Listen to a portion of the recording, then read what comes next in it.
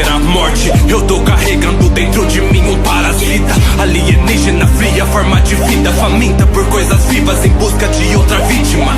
Eu não posso me esquecer que eu sou um homem, mas juntos nós somos a simbiose. E os danos quem disse que nós ficamos? Humanos nós não matamos. Podemos começar as crânios. E se eu me recusar, eu vou ter que te matar. Eu não quero te ajudar, é brigar ou largar.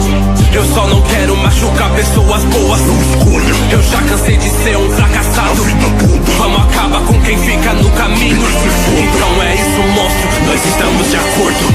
A noite fria em São Francisco esconde um homem e um monstro, um hospedeiro simbionte. Mas somos como um caçador, eles são presa. Vamos fazê-los sentir dor. Come suas cabeças. E quando perguntarem quem nós somos, nós diremos: nós somos Venom.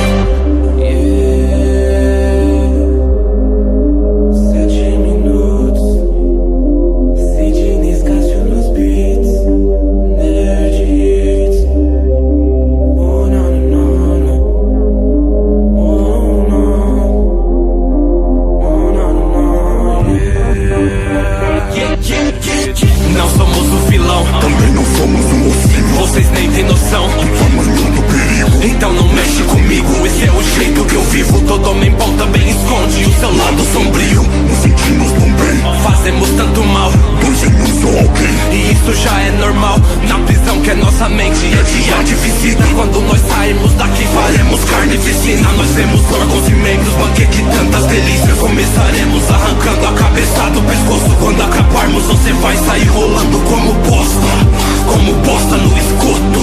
Nossa força é tamanho, uma criatura estranha, protagonista da trama. Sempre bate, não apanha, não comemos nenhuma pessoa essa semana, guardando espaço pra cabeça do Homem-Aranha.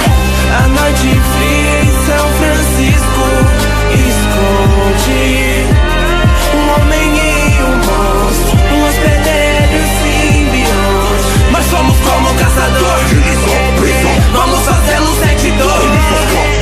E quando perguntarem quem nós somos, nós diremos: nós somos Venom.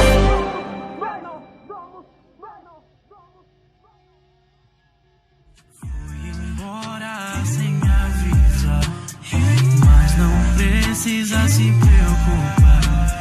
Tô sem hora pra chegar. Ser o que ao mundo pra salvar, mas já eu tô de volta. Esconde o homem e o monstro, no hospedeiro simbionte.